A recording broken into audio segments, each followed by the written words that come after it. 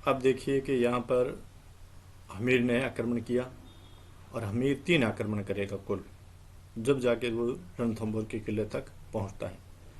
अब पहला जो आक्रमण है हमीर का, उसमें उलग खां और नुसरत खां और ने बनास नदी के किनारे डेरे डाल दिए। उधर हमीर को भी जब ये जानकारी हुई कि भाई अलाउद्दीन खिलजी आक्रमण करने के लिए आया है, तब उसने अपने सेनापति धर्म सिंह और भीम सिंह को सेना लेकर भेजा और इन सेनाओं का मुकाबला करने हिंदू वाट घाटी नामक स्थान पर वो जमा हुए, जिसमें हमीर की विजय हुई। यहाँ पर विजय किसकी हो रही है? हमीर की विजय हो रही है। और क्षेत्र कौन सा है? हिंदू वाट घाटी। अलाउद्दीन खिलजी और हमीर दोनों के बीच में पहला युद्ध कहाँ हो रहा है? हिंदू वाट घाटी में, ठीक है ना। और ये कहाँ, ये क्षेत्र कहाँ है? बनास नदी के किनारे पर, न है जाइन पर, न है रणथंभौर पर। ये युद्ध कहाँ हो रहा है? हिंदू वाट घाटी में। और वहाँ पर यह आक्रमण हुआ और जिसमें किसकी विजय हुई? हमीर की विजय हुई। और अलाउद्दीन की सेना का नेतृत्व कौन कर रहा है? उलूग खां और नुसरत खां। और ये लास्ट तक जब तक नुसरत खां बम के गोले से जब तक नहीं मरेगा, तब तक उलूग खां और नुसरत खां दोनों ही अलाउद्दीन की खिलजी की सेना का नेतृत्व करेंगे। और यहाँ पर कर रहे हैं धर्म सिंह और भीम सिंह, और जिसमें हमीर की विजय हुई और हमीर का सेना नायक धर्म सिंह। अब देखिए धर्म सिंह का नाम कैसे बना? ध से। तो ध से धर्म सिंह और ध से ही होता है धन। अब तुर्कों के पास में इन अलाउद्दीन खिलजी की सेना के पास में जो जितना भी धन था वो सभी इन्होंने लूट लिया। लूट कर, और धर्म सिंह और ये भीम सिंह दोनों सेना नायक थे, तो धर्म सिंह को ये पूरा ही धन दे दिया। यानी कि धन लेकर आगे कौन आ रहा था? धर्म सिंह आ रहा था, न कि भीम सिंह। ये कन्फ्यूजन अपने दिमाग से निकाल देना, क्योंकि धर्म सिंह क्या लेके आ रहा है? धन यानी कि जायदाद, माल वगैरह। ये तो धन लूट का माल है, वो धन लेकर आगे तो कौन आ रहा था? धर्म सिंह। तो भीम सिंह, अब भीम सिंह यानी भीम नाम, जैसे कि अपने माना जो पांडव वगैरह जिसका हम पढ़ते हैं कि उनमें जो पांडवों में सबसे शक्तिशाली कौन था? भीमा था। तो मतलब लड़ाई वगैरह कौन करेगा? भीमा ही करेगा। तो यहाँ पर भी भीम सिंह उसने कहा कि जो पीछे बाद में जब उन्हें मालूम होता है कि पीछे सेना वापस तुर्कों की इकट्ठा हुई है, वो वापस आक्रमण करने के लिए आ रही है, तो ऐसे में भीमा ने कहा कि भी धर्म सिंह तू तो ये धन वगैरह लेकर आगे चल और मैं पीछे इनको देखता हूँ।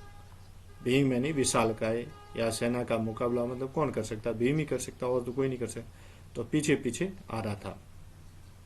तभी उन्हें सूचना मिली कि तुर्क खिलजी सेना वापस आक्रमण ने कर लिया है। तो भीम सिंह ने धर्म सिंह को रणथंभौर भेज और स्वयं उलूग खां से युद्ध करने चला गया, और जहां युद्ध करते हुए भीम सिंह मारा गया।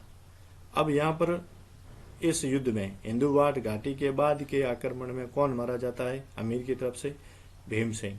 इससे पहले जो जलालुद्दीन खिलजी के समय जो युद्ध हुआ था, उसमें कौन मारा जाता है? वो मारा जाता है गुरुदास सैनी। देखिए गुरुदास सैनी का अलाउद्दीन भाई अमीर से कोई लेना देना नहीं है। गुरुदास सैनी जो नहीं, अमीर से तो उसका लेना देना है, लेकिन वो किससे युद्ध करते हुए मारा गया? वो जलालुद्दीन खिलजी से युद्ध करते हुए मारा गया था। और इस युद्ध में हिंदूवाट घाटी के युद्ध में कौन मारा जाता है? हिंदूवाट घाटी के बाद के आक्रमण में मारा जाता, वो मारा जाता है भीम सिंह।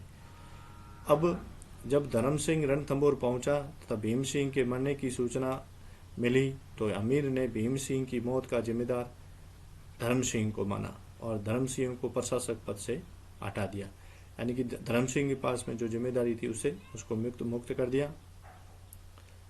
और कुछ का कहना है कि धर्म सिंह को अंधा करवाने का कहते हैं, और कुछ हटाने का कहते हैं कि धर्म सिंह को हटाकर धर्म सिंह के भाई भोज को प्रशासक बना दिया।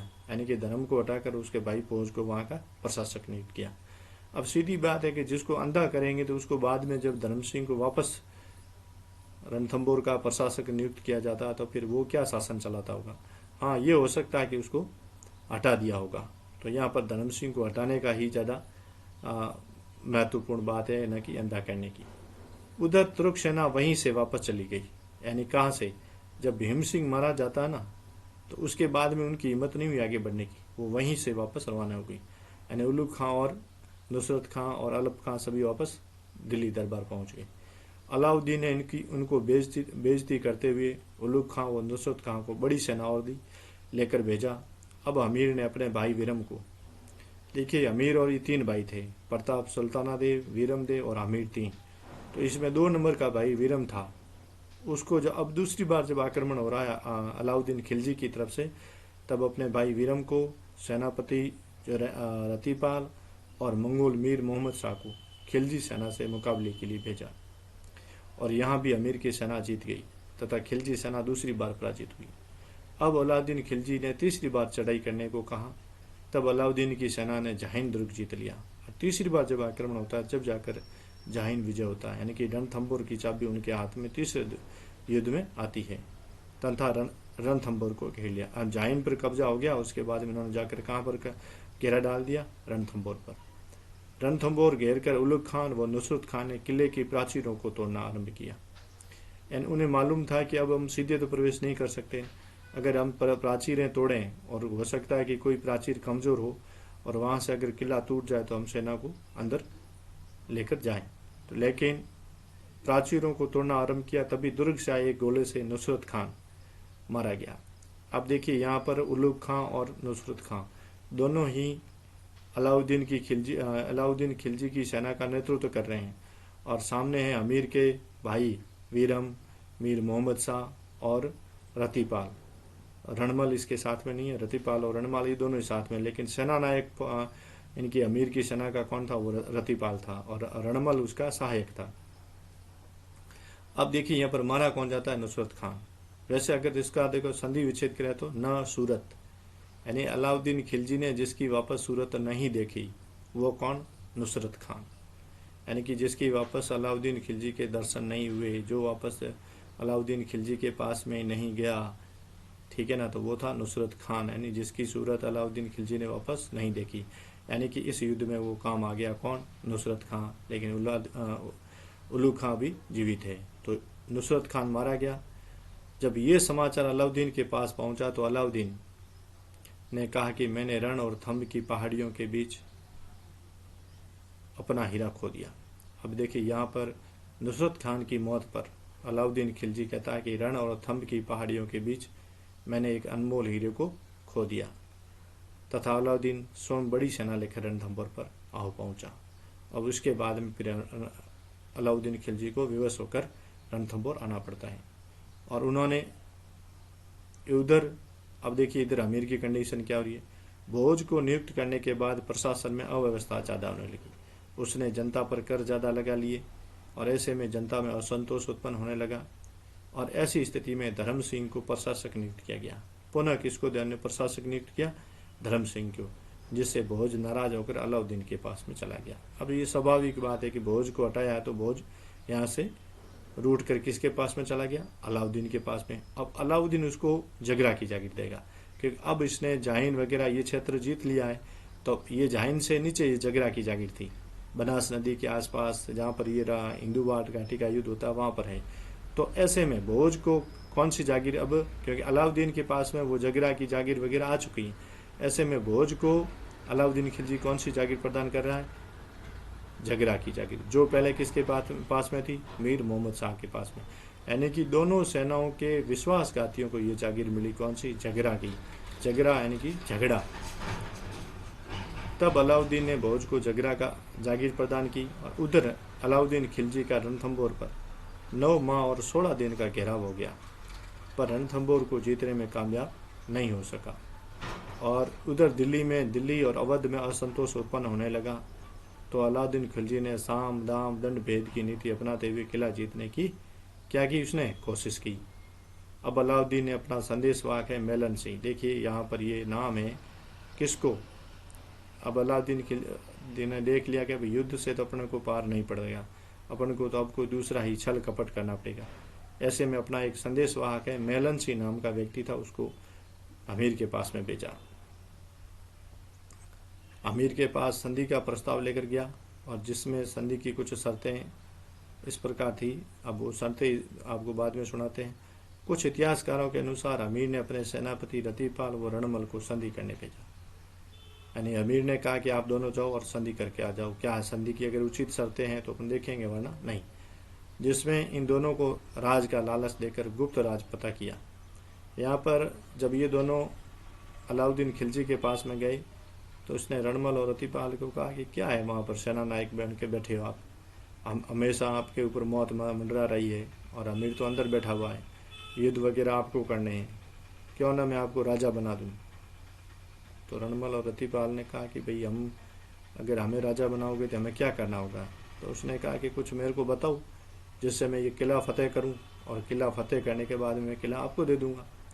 और ऐसे स्थिति में उन्होंने जो किले की जो बाद में वो जो किले के जो मोर्चे होते हैं उसमें कुछ मोर्चों पर वो सेना भी हटा देते हैं, तथा और इतिहासकारों का ये भी मानना है कि उन्होंने जो अन्न और पानी था उस पानी और अन्न के अंदर इन्होंने जो है रक्त मिला दिया था गाय का।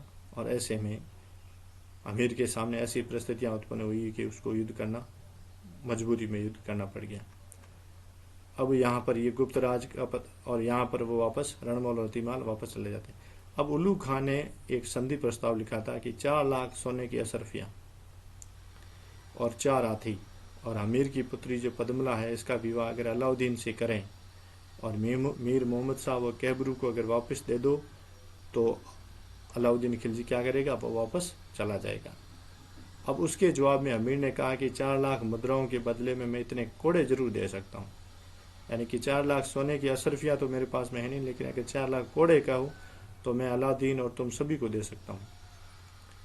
अब कुछ इतिहासकारों के अनुसार कि मुसलमानों की लंबी घेराबंदी के कारण दुर्ग में खाद्य सामग्री का भयंकर अभाव हो गया, और जिसके बारे में अमीर खुसरो लिखता भी है कि किसी किसानों को दो दानों सोने के 2 दानों के बदले में अनाज का 1 दाना भी नसीब नहीं हो रहा था जनता को, इतने बुरे हाल हो गए थे। यानी कि सोने के 2 दाने दो फिर भी 1 दाना अनाज का नहीं मिल रहा था।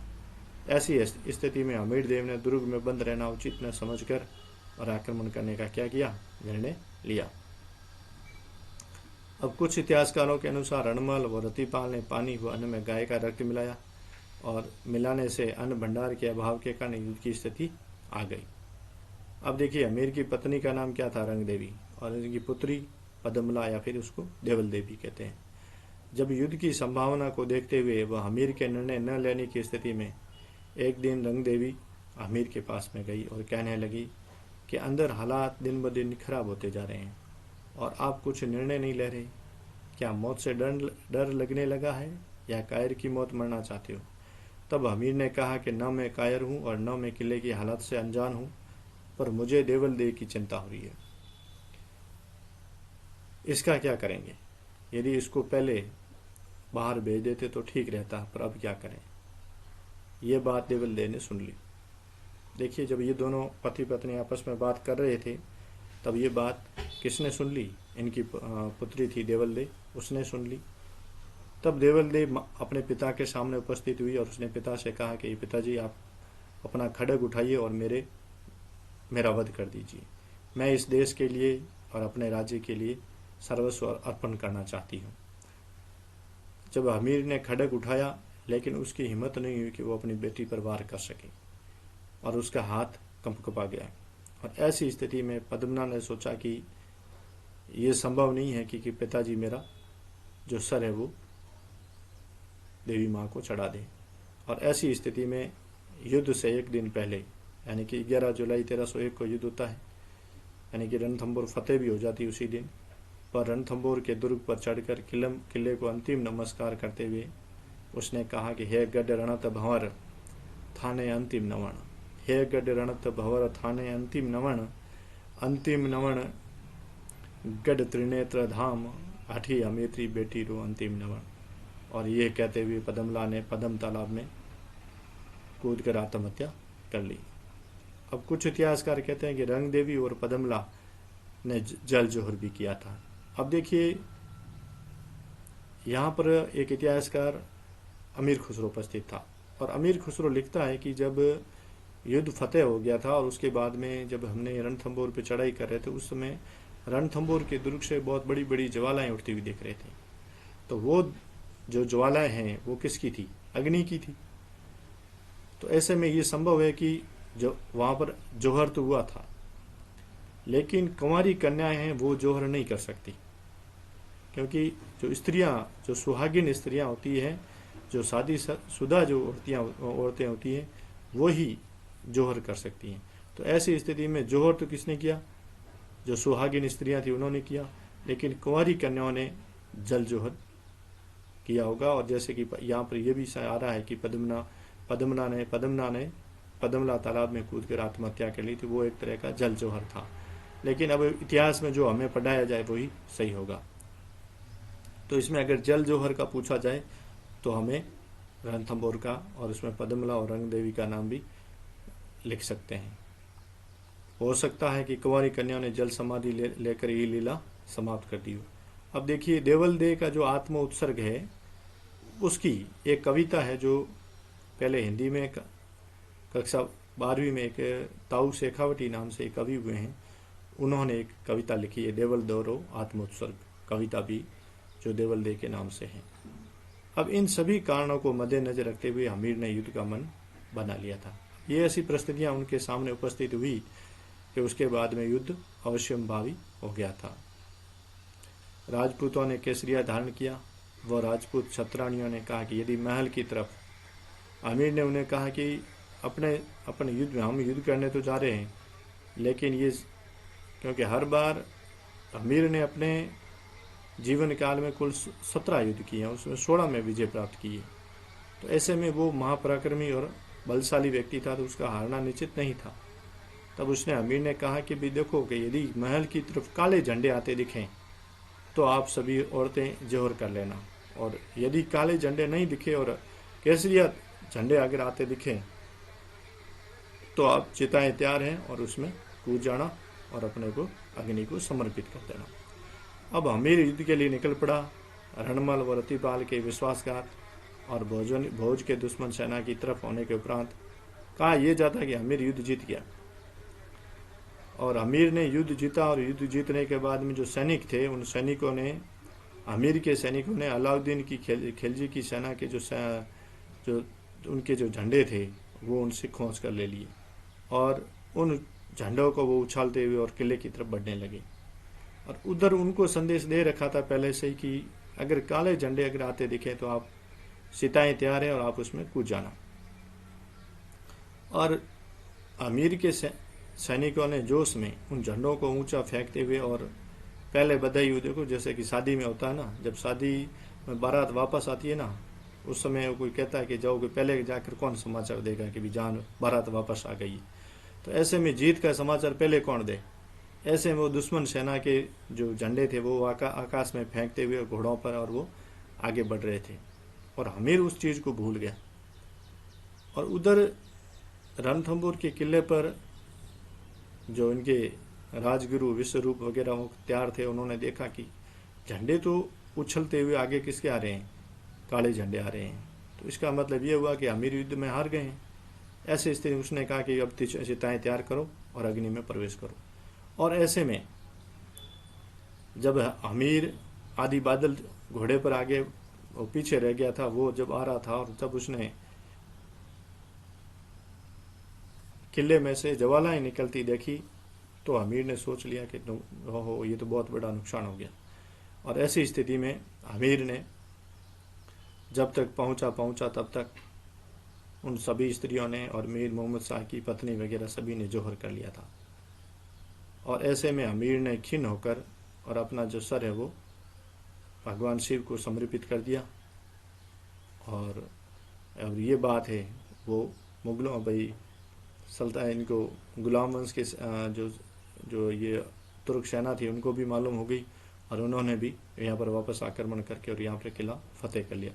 यानी कि 11 जुलाई 1301 को रणथंभौर पर अलाउद्दीन का कब्जा हो गया, और उस समय रणथंभौर में भयंकर कत्लेआम हुआ। अब देखिए, इस युद्ध में कुछ ऐसे अस्त्र शस्त्र थे जो मुख्य रूप से इस युद्ध में काम आए। सुल्तान की तरफ से तो थे, एक मगरबी था।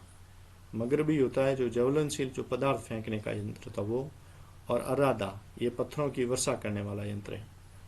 और अमीर की तरफ से मजनीक व ढेकुली ये अस्त्र शस्त्र थे जिनका मतलब इस युद्ध में प्रयोग किया गया था।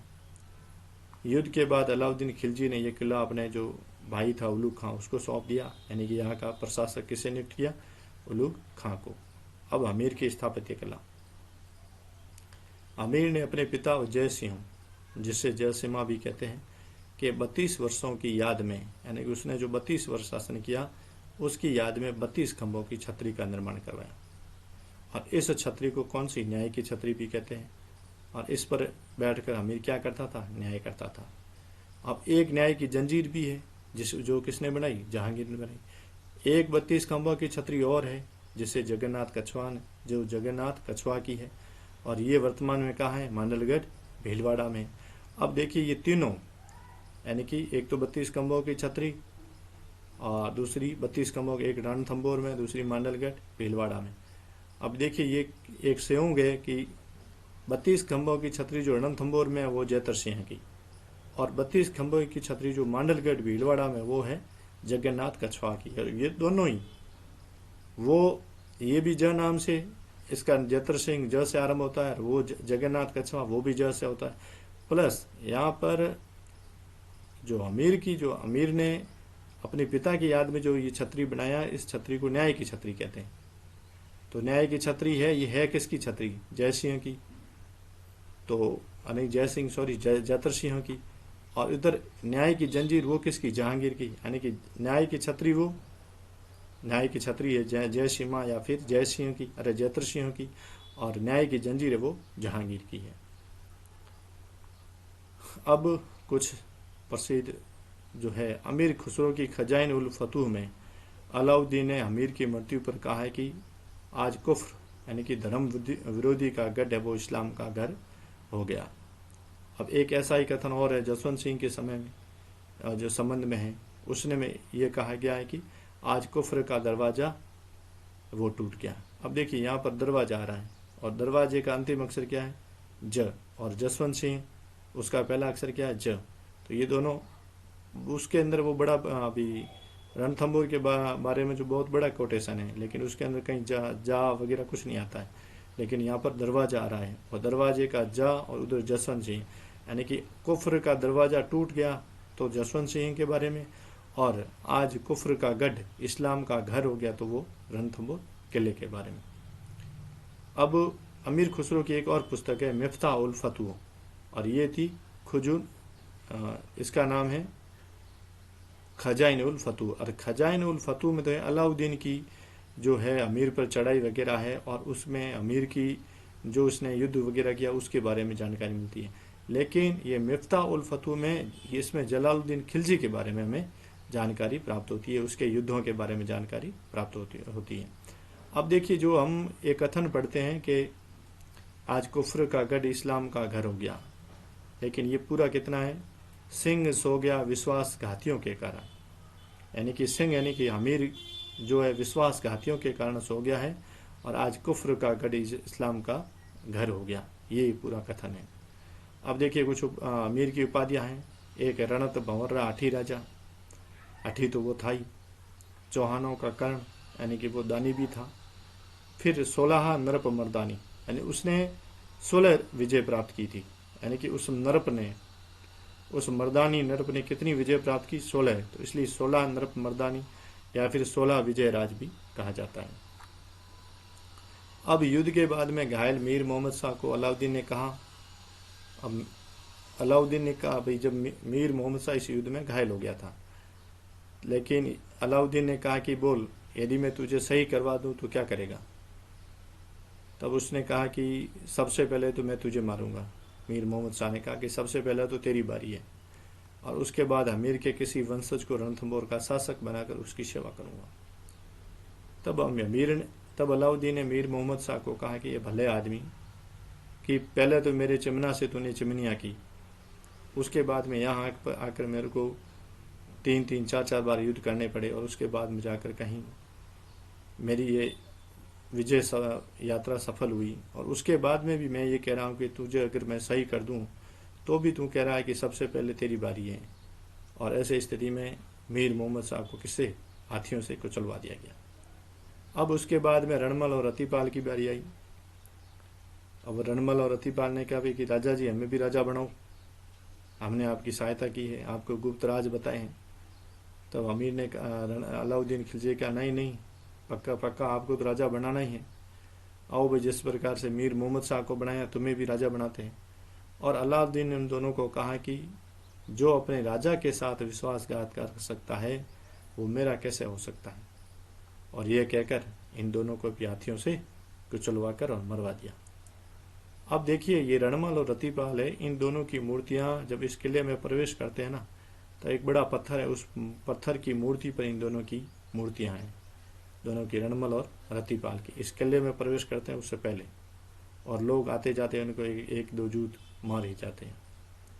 एक इसमें उमंग खां और मंगू खां, ये जो अलाउद्दीन के दोनों भाणेज थे, और इनकी छतरी है फिर रणथंभौर में मामा भांजे की छतरी के नाम से जानी जाती है, और रणथंभौर में अलाउद्दीन खिलजी ने बनाई थी। कि वो छतरियां किसकी हैं? उमंग खां और मंगू खां की। एक देखिए, एक प्रसिद्ध कोटेशन आता है कि इसमें अमीर के बारे में, अमीर की हट के बारे में ये पंक्ति आती है कि सिंहा सुवन सतपुरुष वचन कदली फल एक बार, त्रिया तेल अमीर हट चढ़े न तुझी बार। लेकिन अगर हमें ये पूछा जाए ये किस पुस्तक में था? अमीर महाकाव्य में था, अमीर हट में था, अमीर मदमर्दन में था, अमीर अछाड़ा में था, तो किस में था? ये वास्तविक रूप से ये नयन चंद्र सूरी का जो अमीर महाकाव्य है उसमें ये पंक्तियां मिलती हैं। यानी सिंह सुवन सतपुरुष वचन कदली फले एक बार, त्रिया तेल अमीर हट चढ़े न तुझी बार। यानी सिंह सुवन यानी कि सिंह जिंदगी में एक बार ही भोग करता है, और सतपुरुष है जो सत्य वचन एक बार ही कहते हैं, वो बार बार फिर नहीं कहते हैं। और कदली फले एक बार, यानी कि जो केला का जो वृक्ष होता है उसके एक डाल पर एक बार ही फल लगते हैं, दोबारा उस पर नहीं लगता।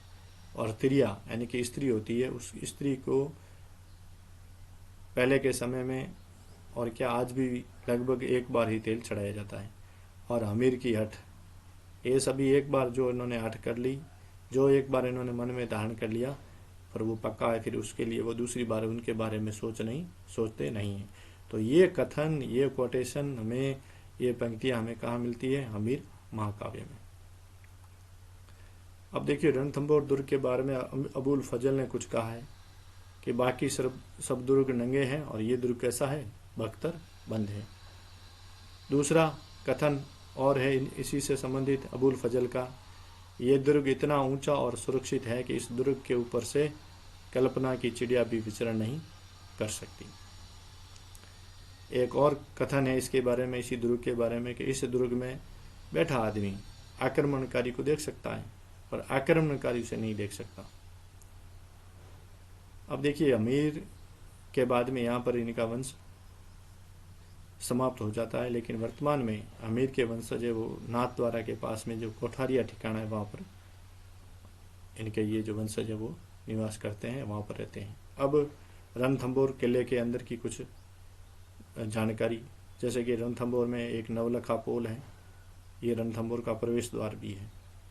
हाथी पोल है, गणेश पोल है, तोरण द्वार है, जिसे अंधेरी पोल भी कहते हैं क्योंकि यहाँ अंधेरा ज़्यादा है, और इसे स्वागत द्वार भी कहते हैं। तोरण, वैसे जो शादी के समय जब तोरण लगाया जाता है, तोरण का मतलब क्या होता है? यही, यानी कि जो बींद राजा है उसका क्या किया जाता है? यहाँ पर स्वागत किया जाता है, इसे स्वागत द्वार भी कहते हैं। और रणथंभौर में कुल कितने? 5 तालाब हैं, जिसमें रानी हो तालाब है, पद्मना तालाब है, सुख सागर है, जंगाली सागर है, काला सागर आदि है। अब देखिए, एक विशिष्ट बात यह है कि रणथंभौर में बादल महल भी है, और अमीर का जो घोड़ा था उसका नाम भी बादल था। यानी कि बादल महल पूछा जाए तो कहाँ? रणथंभौर में। नवलखा दुर्ग बुर्ज, नवलखा जो द्वार है तो वो कहाँ है? तो वो रणथंभौर में। तो और बादल घोड़ा कहा जाए तो वो किसका है? अमीर का है। ये सभी किससे संबंधित है? रणथंभौर से संबंधित है। अब एक है जोगी महल, ये किले से नीचे स्थित है। जो प्राचीन जो रणथंभौर यानी कि सवाई माधोपुर में जंगल बहुत है, और यहाँ ऋषि वगैरह तपस्या करते थे, तो वो जब हिंसक पशुओं से बचने वगैरह के लिए यहाँ पर रात में या फिर दिन में निवास करते थे। लेकिन बाद में धीरे धीरे ये जोगियों का निवास स्थान बन गया, और इसे 1961 में वन विभाग ने, जो पर्यटक यहाँ पर घूमने आते हैं वन में, उनके लिए एक सर्किट हाउस के रूप में अब इसका उपयोग वर्तमान में किया जाने लगा है। अब कुछ नवल नाम से राजस्थान में महत्वपूर्ण अब देखिए इसके बाद में एक और यहाँ पर है सुपारी महल। अब ये सुपारी महल है वो हिंदू, मुस्लिम और ईसाइयों सभी के धार्मिक स्थल यहाँ पर है। यानी कि सुपारी महल में मंदिर भी है, मस्जिद भी है और चर्च भी है। यानी तीनों धर्मों के लोग यहाँ पर आराधना करते हैं, इसलिए ये सांप्रदायिक समन्वय का स्थान भी है। कौन सा? सुपारी महल। एक इस किले में है अधूरा स्वप्न या फिर अधूरी छतरी। ये राणा सांगा की पत्नी कर्णावती थी और उनकी ये आधी अधूरी छतरी बनी हुई है। रणथंभौर दुर्ग में है ये भी। एक अलाउद्दीन खिलजी ने पीर सदरुद्दीन की दरगाह इस दुर्ग में बनाई है। दूसरा त्रिनेत्र गणेश मंदिर। इस मंदिर में भक्त अपने कष्ट होने पर कुछ चिट्ठियां गणेश जी को लिखते हैं और जोशी जी हैं जो उन जितनी भी जो चिट्ठियां आती हैं उन सभी को गणेश जी के सामने पढ़कर सुनाते हैं और बाद में गणेश जी के चरणों में रखकर और उनकी वो मनोकामना वो पूर्ण होती है। अब चौहानों के संबंध में एक प्रसिद्ध दुआ है कि ईडर वागड़ भुजनगर, ईडर वागड़ भुजनगर, खट दिल्ली सुल्तान सुरशान, सारा राजवियाँ सिरे चकवे कर सोहा। यानी कि ईडर, वागड़, भुजनगर, दिल्ली और खुरसान वगैरह सभी जगह पर विभिन्न राजाओं ने राज किया है, लेकिन इन सभी से ऊपर यानी सारे राजवियाँ सिरे इन सभी से ऊपर चकवे घर चौहा। यानी कि रणथंभौर का जो किला बहुत ही दूर पर, यानी कि जहाँ पर चिड़िया उड़ती है ना, वहाँ पर जो निवास कर रहे हैं वो चौहान है, वो इन सभी राजवियों से ऊपर हैं। और इस प्रकार से मित्रों ये रणथंभौर का चौहान वंश पूरा हुआ। आगे हम नेक्स्ट वीडियो लेकर बहुत जल्द आपके सामने उपस्थित होंगे।